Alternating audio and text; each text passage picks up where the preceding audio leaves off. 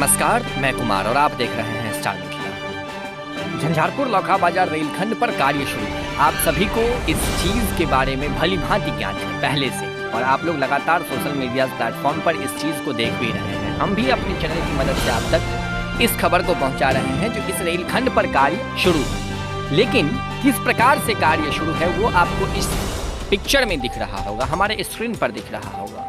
थोड़ी सी बरसात हुई नहीं कि जो अधिकारी हैं या फिर जो ठेकेदार हैं उनके द्वारा जो करतूतें की जा रही है इस रेलखंड पर, वो आपको दिखना शुरू हो गया है।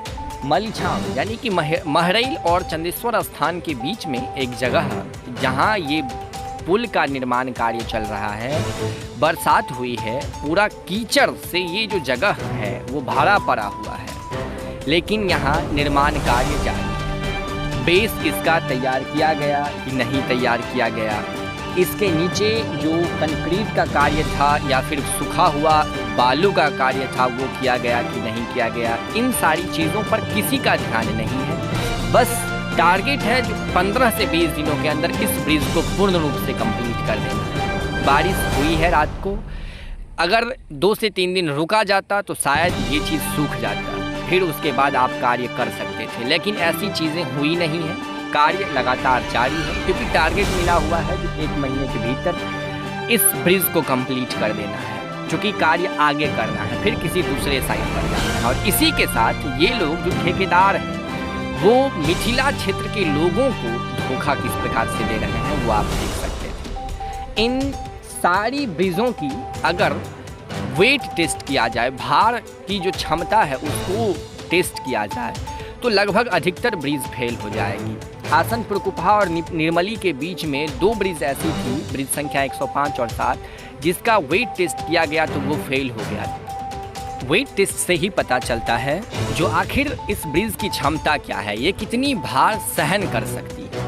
लेकिन इन सारी चीज़ों को नज़रअंदाज करते हुए यहाँ के ठेकेदार, यहाँ के कार्यकर्ता कार्य लगातार कर रहे हैं। ये अच्छी बात है जो झंझारपुर लौखा बाजार रेलखंड पर कार्य चल रही है, लेकिन स्थिति यही है जो आपके सामने स्क्रीन पर है।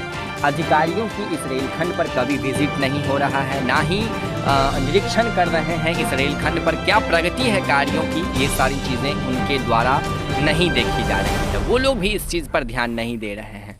समस्तीपुर रेल डिवीज़न को मैंने टैग करके ये सारी तस्वीरें भेजी, लेकिन उनके द्वारा भी अभी तक कोई रिप्लाई नहीं दिया गया है। तो क्या भविष्य में ये रेलखंड मिथिला क्षेत्र के लिए वरदान साबित होगा, या फिर ये रेलखंड मजबूती के साथ खड़ा रहेगा, टिक पाएगा इस क्षेत्र में, आप खुद डिसाइड कर सकते हैं इस प्रकार के ब्रिज निर्माण को देख करके। अगले वीडियो के साथ बहुत जल्द हाजिर होते हैं जो दरभंगा सहरसा रेलखंड या फिर झंझारपुर लौखा बाजार रेलखंड या फिर मिथिला क्षेत्र में जितने सारे रेल प्रोजेक्ट्स हैं उससे संबंधित होगा।